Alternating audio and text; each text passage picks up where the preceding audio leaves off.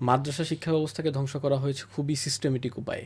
এটার উপরে সরাসরি কোনো অপারেশন চাপিয়ে নয়, বরং এখানে এমন একটা পরিবেশ তৈরি করা হয়েছে যে এটা একটা অকার্যকর শিক্ষা ব্যবস্থা। এই ধরনের একটা পরিস্থিতি তৈরি করার মাধ্যমে শিক্ষার্থী এবং অভিভাবক যারা আছেন প্রত্যেকের মনের ভেতরে এই জিনিসটা তৈরি করা হয়েছে যে মাদ্রাসায় যারা পড়াশোনা করবেন তারা নতুন করে আর অন্য কোনো কিছু করতে পারবেন না, বা তাদের সেই স্কোপটা তারা পাবেন না।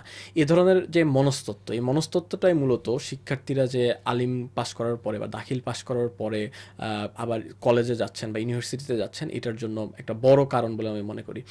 পাশাপাশি আরও কিছু বাস্তবতা আছে। ব্যক্তিগত ক্ষেত্রে অনেকে চায় যে সে তার যে স্ট্রিম সেটা চেঞ্জ করে অন্য জায়গায় চলে যাবে, সেটা আলাদা বিষয়। কিন্তু জেনেরিকভাবে আমার মনে হয় যে সিস্টেমেটিক একটা সমস্যাজনক পরিস্থিতি তৈরি করার মধ্য দিয়ে এ ধরনের একটা অবস্থায় নিয়ে যাওয়া হয়েছে মাদ্রাসা শিক্ষা ব্যবস্থাকে। ইন্টারিম গভর্নমেন্টের তো 1 বছরের বেশি হলো।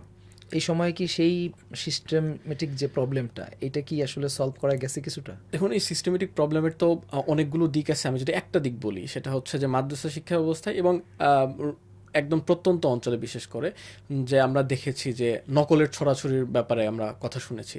তো এই যে নকল একটা ছেলে করছে, সে তো পরবর্তী সময়ে যোগ্যতর হয়ে গড়ে ওঠার ক্ষেত্রে সে আর কোনো ভূমিকা রাখতে পারে না। যে নকল করে পাশ করছে বা ভালো রেজাল্ট করছে, তাকে আমরা দেখতে পারি যে সে একজন ভালো স্টুডেন্ট, কিন্তু দিন শেষে যখন তার কন্ট্রিবিউশন রাখার যে জায়গাটা, সেই জায়গায় সে ভালো করতে পারছে না। ফলে এই যেই গ্যাপটা তৈরি হচ্ছে, তার যেই আমরা দেখতে পাচ্ছি যে যোগ্যতা এবং তার আসল কন্ট্রিবিউশনের জায়গা, এই গ্যাপটা যখন আমরা ম্যাচ করতে পারছি না, তখন দেখা যাচ্ছে যে মাদ্রাসা শিক্ষা ব্যবস্থা নিয়ে প্রশ্ন উঠছে। তো এটা একটা দিক। তো এই দিকগুলো হয়তো কেটে যাচ্ছে এবং আমি যতটুকু জানি এখন সার্বিকভাবে সুষ্ঠু পরিবেশ মেনেই পরীক্ষাগুলো হচ্ছে।